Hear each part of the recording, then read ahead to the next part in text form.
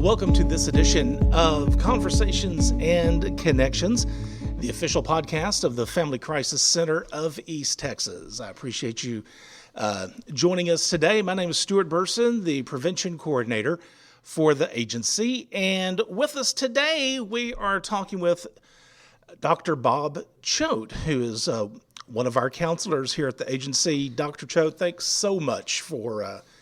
I know your schedule is very busy, and I appreciate you taking some time to join us. Well, I appreciate the opportunity. Let's just, I guess, first of all, okay, what's the doctor behind the Dr. Bob Choat? What's your educational background? Okay, well, I have degrees in undergraduate degrees in psychology and journalism, which I think fits kind of. I have a master's degree in clinical mental health counseling. I also have a master's degree in hospital administration, because I did that for a little while too. And my doctorate is in counseling and educational psychology, which primarily is a part clinical and part teaching program from the University of Nevada, Reno. I have contributed to publications and books on evaluation, intervention, and treatment of mental health disorders and substance abuse.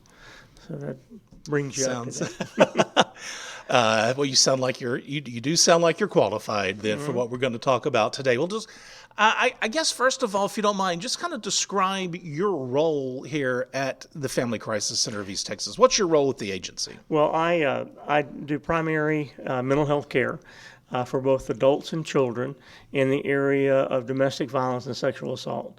I see both inpatients, outpatients, people in the community, and I see people who are in our safe house, people who are, many of them are in crises, certainly in the safe house, and more stabilized or transitional people who are in the community, and some of them are in crises when they are in the community also.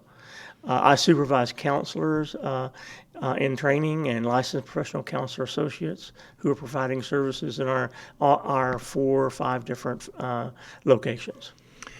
And, one of the things I was really wanting to touch base on today is often I think when we think of survivors of domestic violence, we think of the here and now, what's happening to them now. They need to get out of this situation.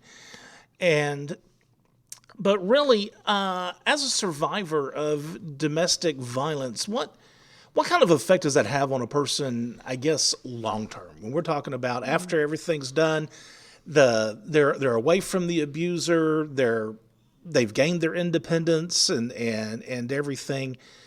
The effects don't go away, I wouldn't think. Well, and abuse doesn't go away either. Not only do we have societal abuse, we have discrimination, there's all kinds of psychological things that kind of follow the person along after maybe they've left the abuser. Keep in mind that domestic violence isn't just physical abuse. It's also sexual abuse, it's psychological abuse, and the one that we most often miss is economic coercion. Because in many abuse situations, for many men and women both who are in abusive situations, there is also a curtailing of freedom. The freedom for economic exploration, the freedom of movement, the freedom of expression. And so those have been so curtailed over the time of the abuse that to get past that is very, very difficult. Keep in mind that many of these people are seeking divorce. They do get divorced. And in divorce, almost always, the male does better. Almost always, the women are thrown into very deep poverty. So you have that economic and coercion that goes on in that. And so you look at that as a long-term issue of poverty, and all of those social issues that come with poverty, adequate living, adequate jobs, adequate money and food to take care of kids. All of those kinds of issues are things that you find in domestic violence and often in sexual assault too. So And I think that's a lot of people, when they think of domestic violence, it's kind of the cliche, the man giving his spouse, the black eye. But like you said, there's so much more to that. And I'm sure you've probably seen maybe cases of domestic violence or domestic abuse where physical violence never maybe even played a role in it. It may have just been all verbal. Right. Let's Well, say. psychological. Right. And when you hear for years and years and years, one, you're not any good. Nobody loves you. If I didn't love you, nobody would love you. You can't go anywhere. No, you're not attractive. You can't do anything. The yelling and the screaming and the hollering. Example, what I get a lot is that we get couples who say, well, I'm afraid of you. And the spouse would say, well, I've never hit you. And the woman, who often has had this playing for years and years and years, says, you don't have to hit me. All you have to do is yell at me, scream at me, Sure. all of this other stuff going on. And that is just as harmful and sometimes as terrifying. And there are some women that wish they would be hidden because it would solve a problem. It creates many more, and it doesn't solve any of the issues. Going back to, you said something earlier about after everything is settled, a lot of times the man is better off financially and everything than the woman. Where does that stem from? Does that stem from the way that relationship was set up, or he was the dominator, or is it society? I think it's part of the social settings. I don't know, ever since I've been alive anyway, and that's been a while, women have really had to fight for rights, have had to fight for the rights to own property, to have a bank account, and this is an attitudinal barrier that we're having to work with across society. That women are often, not in this society, but others, seen as chattel. They're bought and sold, and they're impressed into servitude. And that is supported by a large part of our society. And believe it or not, women buy into that too. That's what they hear from the time that they're born, that this is the role that's expected of them. Now, the role that they hear doesn't necessarily mean physical violence, doesn't mean sexual assault, but sometimes that's a part of that. And when they go to people and they say, hey, help me, they say, well, you chose this. What's your problem? Just leave. Well, leave with what? And leave with how? And leave with where? And leave with when? And where's the support? One of the recurring themes is that when we see people who come for services at the Family Crisis Center, we say, well, what kind of support do you have? Well, I don't have any. And there's several reasons for that. One, the batterer, in this case, has selectively oppressed the free will and the freedom of the individual, so they've excluded them from friends, from community. I've had people that hadn't been out of the house in 3 or 4 years because they weren't able to go to the grocery store, they weren't able to have friends, and this happened over the period of time. But that's the nature of many of the strategies that are used to keep the person isolated. And so by the time they get to see us, they're totally and completely isolated. They've lost their family because their family says, well, why don't you just leave him? Well, that's not a reality for them. That's not something they can do. There's a statistic out there, and I can't remember where it comes from, that on the average, a domestic violence victim will leave their abuser 5 to 7 times before they're able to finally leave. Right. But that's a societal issue. So that's why we're there. We're part of that societal treatment where we give them a place to live, we provide services, we help them help themselves. I'm a firm believer that don't do anything for anybody that they can do for themselves, because that builds character, that builds them up. So we support them, we allow them the freedom to make choices, the freedom to have freedom, and that's a real important issue. Sure. the next thing I was going to ask, and I think we've kind of covered it, was, how does an experience with domestic violence affect a person? And I guess one of the things that I want to ask is, after it's all said and done, does anybody really? I know normal is kind of a subjective word. Well, I don't know if I've ever met a normal, but I met a common. There are common things. Right. But does life ever get back to normal for these folks who are survivors of abuse? I truly believe they have to create a new normal. Because no, it will never. Yeah. They haven't. For many, and for some, we're talking about a year or two. Some we're talking for 15, 20, 30 years. Sometimes 40, 50 years they've been going through this. So the truth is they have to create a new normal. And they have to learn new strategies for dealing with this new normal.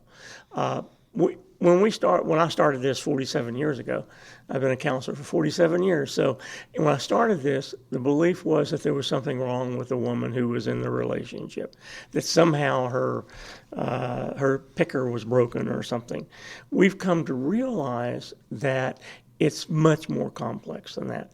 It really has to do with the dynamic between the victim and the batterer, also the dynamic between the culture and the family. So it's very, very complex. You take a woman who comes into the women's shelter, trust is always going to be an issue, always. Self-image, the way they see themselves within the society, how they can earn a living is an issue. Many of the women that we see have been sequestered for so long. They have no skills for the marketplace. And so they're having to do, so that's a whole new normal. Right. It's not what you and I or what most of the people Sure. out there would consider. They don't take thought of that. And then what we have to do, then they have children. Many of them have children, not all of them, but many of them have children. And all of those children are affected by domestic violence.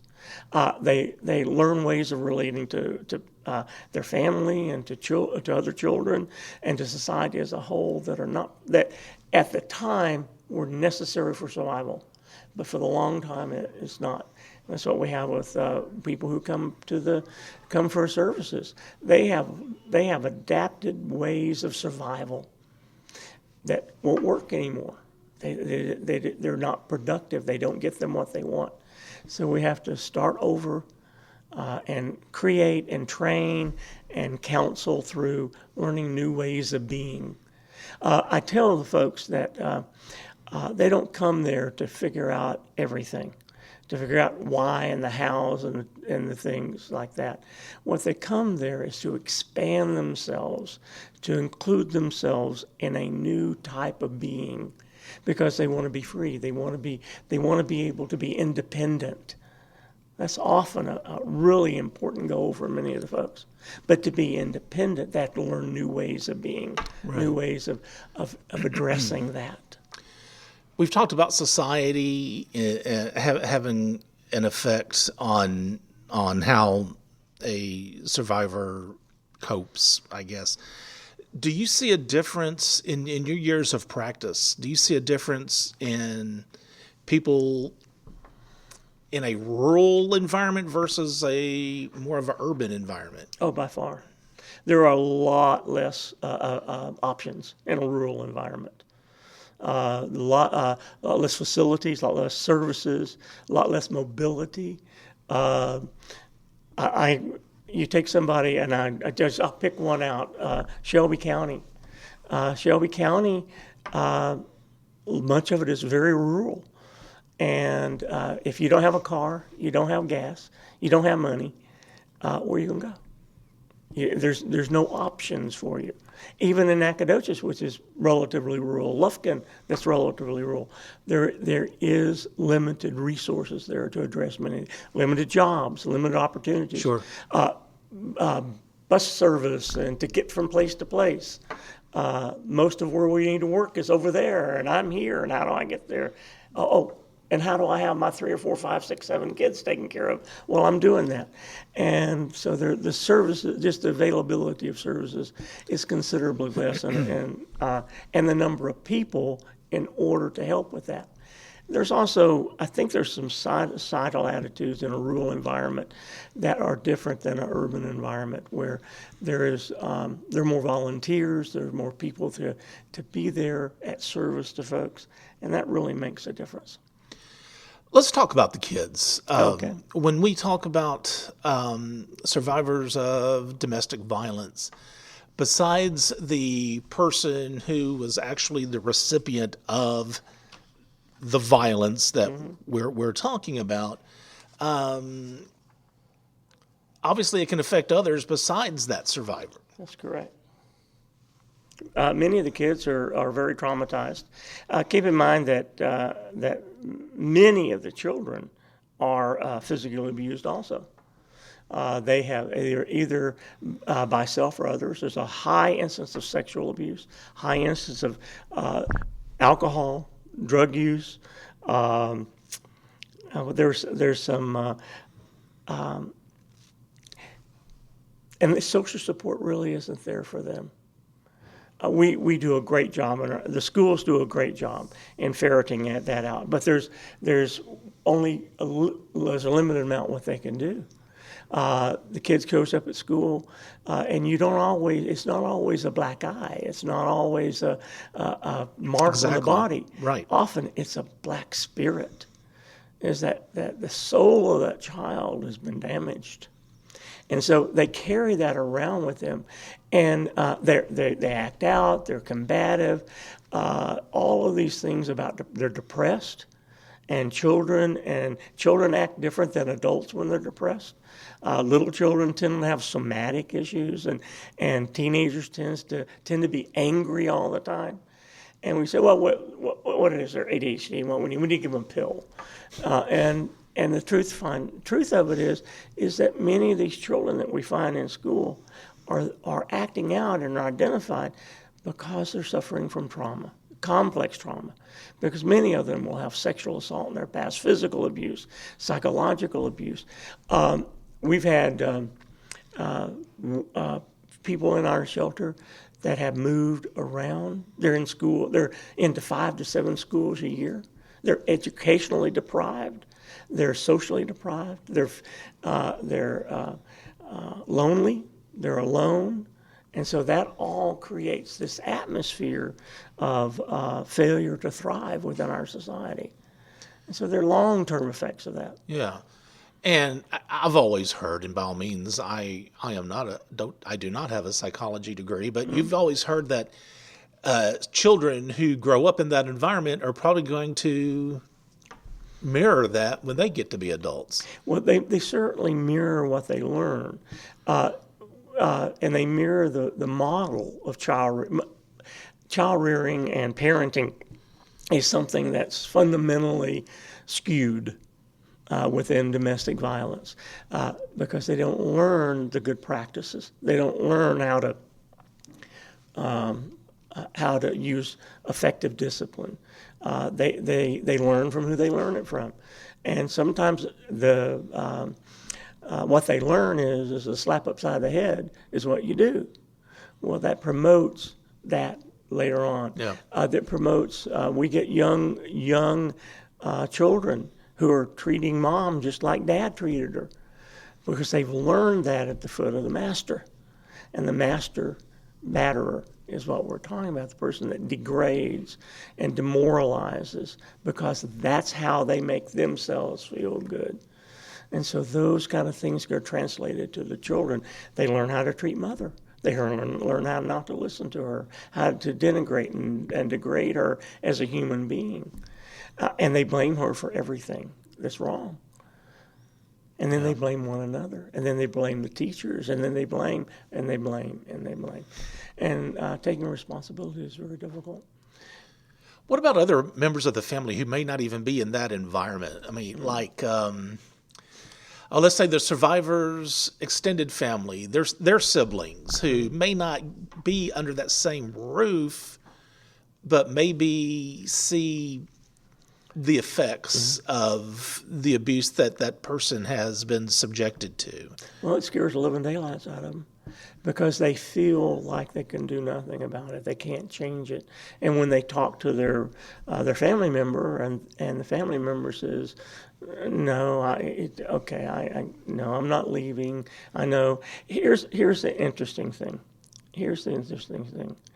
Abusive relationships are not violent all the time. Okay, there are periods when woman or a man is reminded why they fell in love with the abuser to begin with. So there are periods in there. So there's a up and down within those abusive relationships. So I would just wait. No, I'm not going to leave him. I'm not going to leave her. I'm going to wait because right now it's pretty good. And then all of a sudden it hits again. And those folks, those family members who tries to support often get burned. They get tired of hearing it all the time. Yeah. And so the support tends to walk away. Can't be a part of it. So I'm going to, what they do is they disassociate themselves from that, and they're not there as a support system. Well, we helped you 3 or 4 times and you came back every time. So how can I support you? There's another part of it in our society that is particularly damning, and that is that there's a whole bunch of our culture that thinks, well, she must deserve it. She must have done something to deserve it. Because we have this idea for centuries that the man has the right, has the God-given right, if you will, or has the right anyway, to dominate and subjugate the woman. And so that's a part of our culture. And that's a hard thing to fight. It's cultural change. And so we're doing that better than we have ever done it before. But we're not there yet. So that's a part of that issue. Yeah. How have you seen a lot of men who are the recipient of domestic violence, and how is that different? Obviously, when you're talking about society, when you're a man, you're not supposed to. That just goes against what we're taught. You're not supposed to let a woman hit you, and if you are, you're weak, and kind of what you said. You may deserve it if you can't. If you're going to let a woman hit you. Well, how does a man process all that, and how do they cope with that? It's more common than what we want to admit, but it's very much underreported. Exactly for what you said. Men don't report it because it is a tremendous offense to their masculinity. And so they tend to leave the relationship more often than women do, because remember, men often will have more resources than women do. So they will leave it rather than stay in it. But it's more common than most of us know, and I think it's very underreported. We've had a number of men that I've treated over the last 10 or 15 years that men are more willing to come out now because there's more attention to that, and they can see it and feel it better. There's more societal acceptance of men saying, I'm not going to live with this. Sometimes they'll fight back and they'll go to jail. Sometimes they'll fight back and they'll get killed. So men aren't the only ones. Right. But it's much less common and probably much less reported. It takes a little bit different level of work to work with a male survivor than it does. It's a different context. But you're still dealing with self-image, still dealing with fragile and affected egos, and their competence is questioned.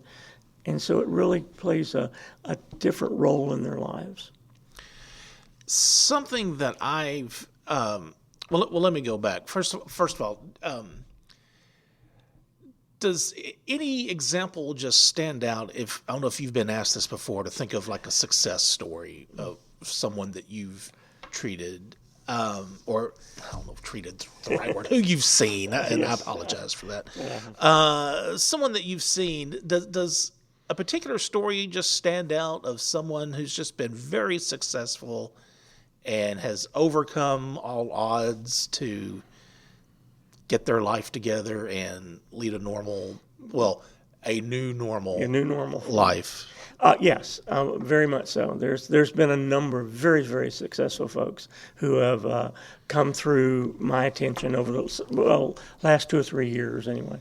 One was a young 18-year-old pregnant woman, came in and had been subjugated since age 16. Had been abused, physically abused, psychologically abused, isolated, no money, no car, no clothes, and pregnant. Okay? Had the baby, took care of that baby, loved that baby, worked every way she can, learned some things about herself, was able to reconnect with her family, her mother and her family, because she was doing something positive. Ended up going to college, was going one direction, and found out what she really wanted to do while she was there.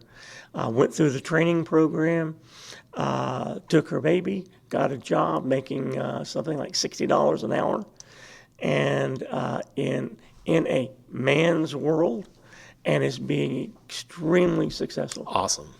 And she is a delight, and she is excited and happy. And all of that came because she had the support of people who were interested and loving toward her. Mm-hmm.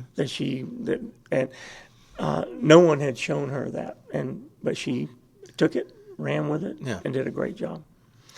That's great.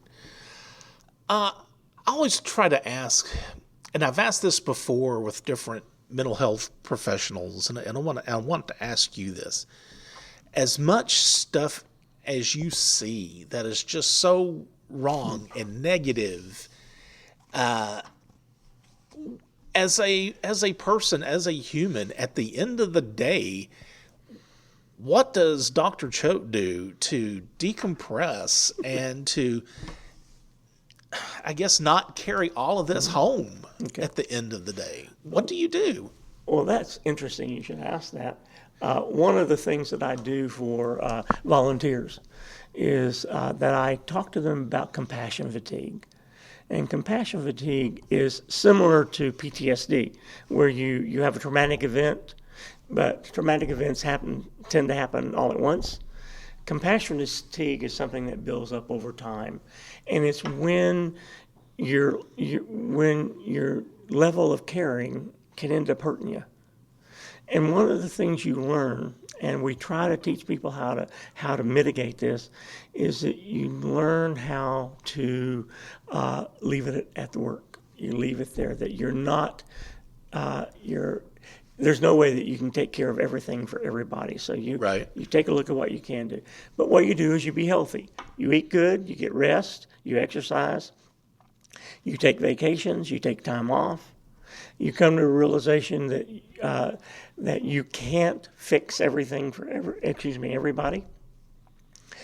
You avoid alcohol, caffeine, all of that, those picker-uppers, and then you develop a community where you can sit down, some people you can sit down and talk about unload those burdens without having to feel like you're taken care of, or that you're not okay if you feel those things.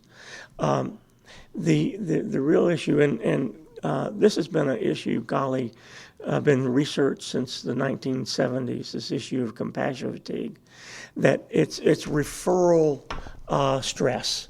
In other words, it didn't happen to you, but you heard about it. Your clients tell you. I had a client once tell me that she spent the first 3 years of her life locked in a closet. And it wasn't until her stepdad or whatever shot 3 bullets into the closet that she was discovered in that closet. How do you get over that? And how do I, as a caring professional, because that's what causes this, is that I care. And sometimes I care too much. How do I, as a caring professional, not take that load on? Well, I have to do preventative. I have to make sure that I'm mentally okay, that I take care of my issues okay, I take care of my relationships okay, and sometimes I may seek help to do that. So it's not unusual that counselors go to counselors. We carry heavy burdens. Sure. And so what we do is we have to use prevention.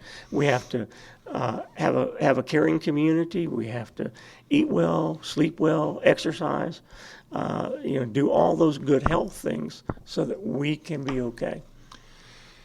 And the last thing I want to ask you real quick, what made you decide when little Bob was toddling around, what made you decide that this is the career path you wanted to pursue, to help others like this? Part of it, I'm like most of us in this profession, we usually have some skeletons back there in the family, and we have some issues that we want to fix ourselves or we want to fix other people. Well, I learned very early on in my training that I can't fix other people, so I said I better take a look at myself here a little bit. But part of it was the attraction to the pain that other people get involved in and get embroiled by. And I saw that in my own family. I have a whole bunch of brothers and sisters. There was alcoholism in my family. There, like many people who go into mental health treatment, there is lots of issues like that. And living was hard. And I saw other people out there that it wasn't so hard. And I said, what's the difference? I was in the military for several years, and it was during that time that I take some courses in counseling, and I went back and got my undergraduate degree and just followed along. And in my private practice, a large part of my practice over the years have been women who are dealing with domestic violence, sexual assault, and especially childhood sexual assault. But I don't get them until they're late 20s, mid 30s, because often that is the time when their children get very similar age to where they were abused. And so it pushes them into exploring their life differently and dealing with the pain of that they've been living with for most of their lives. Yeah. And that's what we get it's often what we also get. It's very seldom that I see someone that comes through that talks about domestic violence that can't also share something about sexual assault. Right. So it's the complex trauma that we talk about. All right. Dr. Choat, thank you so much. I appreciate that. Appreciate your time. Thanks a lot. Everybody at the agency kind of looks at me funny. Now, when I approach them, they're like, okay, Stuart's going to ask me to come onto the podcast.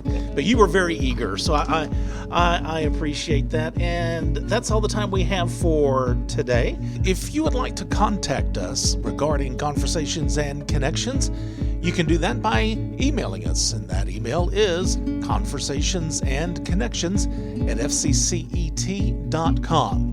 And if you feel like you are in need of services from the Family Crisis Center, we do have a hotline that is answered 24 hours a day, 7 days a week, and that number is 1-800-828-7233.